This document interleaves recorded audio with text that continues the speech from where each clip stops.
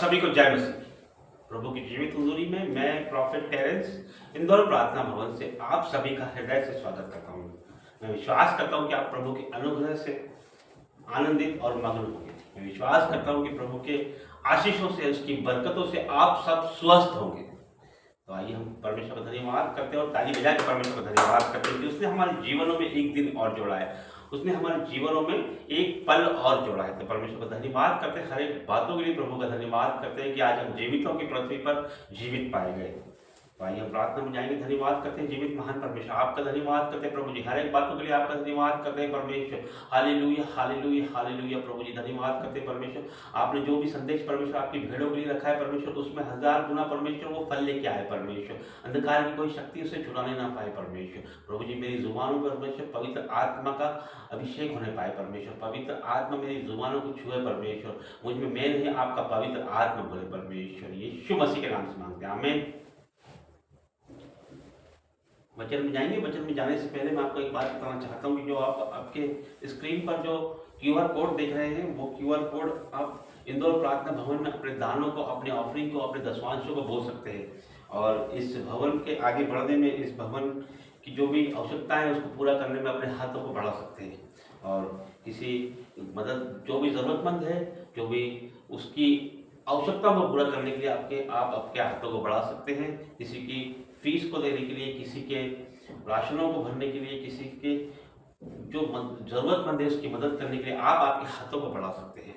जहाँ पर परमेश्वर का वचन नहीं पहुँचा है, वहाँ पर आप वचनों को पहुँचाने के लिए हम परमेश्वर के राज्य में अपने हाथों को बढ़ा सकते हैं। तो आप आपकी दान और ऑफरिंग को यहाँ बढ़ा सकते हैं, तो हम परमेश्वर के कामों को अच्छे से हम कर सकते हैं। उसके राज्य को बढ़ाने में हम सब मिलकर सहायता मदद कर सकते हैं। तो आप इसमें अपने दानों और ऑफरिंग को बोल सकते हैं, क्योंकि जब हम परमेश्वर के राज्य में बोते हैं तो हम गरीब नहीं होते हैं। जब हम परमेश्वर के राज्य में बोते हैं तो हमारा पैसा फिजूल खर्चों में नहीं जाता, हमारा पैसा अस्पतालों में नहीं जाता है, हमारा पैसा नशे में नहीं जाता है। और हम परमेश्वर हमारा रखता नहीं है, वो रिटर्न करता है, मल्टीप्लाई करके उसकी आशीष देता है परमेश्वर। उसका बहुत आय से हम उसका काटने पाते हैं। तो मैं प्रार्थना करता हूँ कि आप जितने लोग भी इसमें बोल रहे हैं वो अपने दान ऑफरिंग का 1000 गुना ही काटने पाए। यीशु मसीह के नाम से मांगते हैं, आमीन। आइए हम वचन में जाएंगे। याकूब की पत्री अध्याय 4 से हम पढ़ेंगे, वाक्य संख्या 10 से। याकूब अध्याय 4 वाक्य संख्या 10। बहुत ध्यान से हम सुने। प्रभु के सामने दीन बनो तो वह तुम्हें शिरोमणि बनाएगा। Hallelujah hallelujah. यहाँ पर कहा गया है कि प्रभु के सामने हमें नम्र बनना है। कैसे बनना है? तो वो हमें क्या करेगा? शिरोमणि बनाएगा। जब हम परमेश्वर के सामने दीन बनेंगे तो वो हमें ऊंचा उठाएगा, वो हमें शिरोमणि बनाएगा, वो हमें ऊंचा उठाएगा। कब ऊंचा उठाएगा परमेश्वर? प्रभु हमें कब ऊंचा उठाएगा? प्रभु के सामने दीन बनो। प्रभु के सामने दीन बनो, अपने आप को परमेश्वर के आगे हम सरेंडर करें, प्रभु के आगे हम अंगीकार करें, परमेश्वर के आगे हम घुटनों के बल आ जाए और परमेश्वर के सामने हम छोटे बड़े, परमेश्वर के सामने हम दीन हो जाए। हमारी अकल से काम ना लें परमेश्वर, हमारी बुद्धि से परमेश्वर हम नहीं चलने पाए परमेश्वर, तू ही चला परमेश्वर। प्रभु जी तू ही हमारे, मेरा जीवन परमेश्वर तेरे हाथों में देता हूँ परमेश्वर, मेरा जीवन परमेश्वर तेरे हाथों में देती हूँ परमेश्वर, तू ही मुझे चला परमेश्वर। मेरी बुद्धि ज्ञान से मैं चलना नहीं चाहती परमेश्वर, मेरी बुद्धि ज्ञान से मैं बहुत चल लिया परमेश्वर, मैं मेरी बुद्धि ज्ञान से चलता आया परमेश्वर अपने जीवनों में, और मैंने ठोकरें ही खाई है, मैंने असफलताएं ही पाई है। जब हम इस तरह का अंगीकार परमेश्वर के सामने करेंगे तो प्रभु हमको ऊंचा उठाए करके, और जब हम परमेश्वर के सामने इस तरह से आते हैं नम्र और दीन बनके, क्योंकि हमारा यीशु मसीह नम्र और दीन है, तो हमें भी नम्र और दीन बनना है। प्रभु के आगे जब हम नम्र और दीन बनते हैं, प्रभु के आगे हम जब सरेंडर करते हैं, उसके आगे जब हम घुटनों के बल आते हैं तो परमेश्वर हमको ऊंचा उठा के खड़ा करता है। जब हम उसके सामने घुटने टेकते हैं तो परमेश्वर हमको ऊंचा उठाता है। जब हम परमेश्वर के आगे घुटने टेकते हैं तो विपत्ति हमारे सामने घुटने टेकती है, दुश्मन हमारे सामने घुटने टेकते हैं, हर एक कर्जा हमारे सामने घुटने टेकता है, हर एक बीमारी हमारे सामने घुटने टेकती है। जब हम परमेश्वर के आगे दीन और नम्र होते हैं तो प्रभु हमें शिरोमणि बनाता है, वो ऊंचा उठाता है हमें। हम यूसुफ के बारे में पढ़ते हैं, हम पुराने नियम में यूसुफ के बारे में पढ़ते हैं। वो नम्र और दीन था, उसके भाइयों ने उसे गड्ढे में डाल दिया और वहां से वो मिस्रियों के हाथ भेज दिया, लेकिन वो मिस्र का प्रधानमंत्री बना। परमेश्वर ने उसे ऊंचा उठाया क्योंकि वो नम्र और दीन था।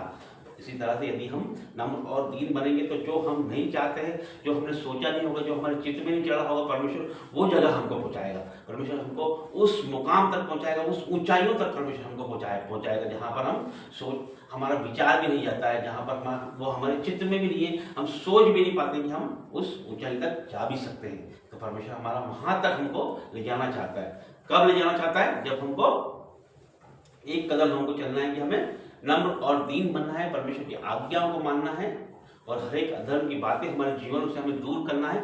हर एक लड़ाई झगड़ा क्रोध जलन की बातें हमारे जीवन से दूर हो जाए और परमेश्वर की आज्ञाएं हम माने और प्रभु के आगे हम अंगीकार करें और अपने अपने आप को परमेश्वर के आगे सरेंडर करें और उसके आगे घुटनों के बल आ जाए परमेश्वर के आगे और नम्र और दीन हो जाए परमेश्वर के आगे, तो वो आपको शिरोमणि बनाएगा।